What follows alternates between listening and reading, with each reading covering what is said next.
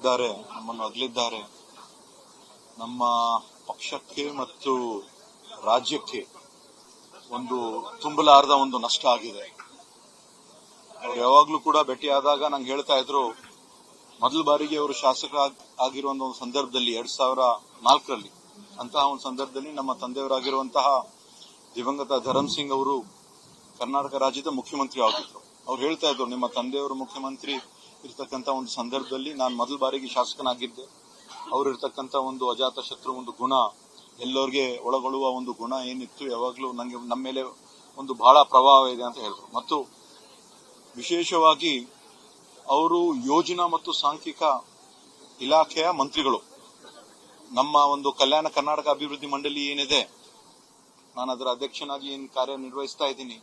ನಮ್ಮ ಸಚಿವರವರು ಎಂತಹ ಒಂದು ಸಂದರ್ಭದಲ್ಲೂ ಕೂಡ ಏನಿದ್ರು ಕೂಡ ಎದಕ್ಕೂ ಕೂಡ ಅಡ್ಡಿ ಹಾಕ್ತಿರ್ಲಿಲ್ಲ. ಕಂಪ್ಲೀಟ್ ನಮ್ಗೆ ಫ್ರೀಡಮ್ ನೀಡಿದ್ರು.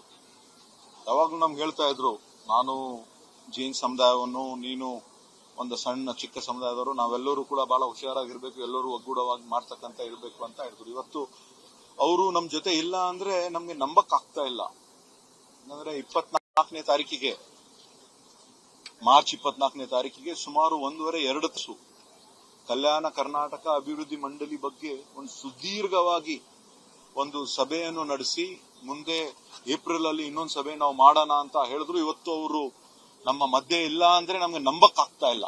ಬಹಳ ಒಂದು ಸರಳ ರೀತಿಯಿಂದ, ಯಾಕಂದ್ರೆ ಅವರು ಎಲ್ಲರಿಗೆ ಸುಮಾರು 4 ಬಾರಿ ಶಾಸಕರಾಗಿ, 2 ಬಾರಿ ಸಚಿವರಾಗಿ, ಕಿಯೋನಿಕ್ಸ್ MDಗಳಾಗಿ, ವಿಶೇಷವಾಗಿ ಅಪಾರವಾದ ಒಂದು ಜನಪ್ರಿಯತೆಯನ್ನು ಹೊಂದಿರುವಂತಹ ಒಬ್ಬ ಮನುಷ್ಯ, ಒಬ್ಬ ವ್ಯಕ್ತಿ ಇವತ್ತು ಇಲ್ಲ ಅಂದ್ರೆ, ಇವತ್ತು ಅವರ ಕುಟುಂಬದವರಿಗೆ ಎಲ್ಲರಿಗೆ ಒಂದು ಆ ದೇವರು ಅವರಿಗೆ ಶಕ್ತಿಯನ್ನು ನೀಡಲಿ ಅಂತ ನಾನು ಪ್ರಾರ್ಥಿಸ್ತೇನೆ.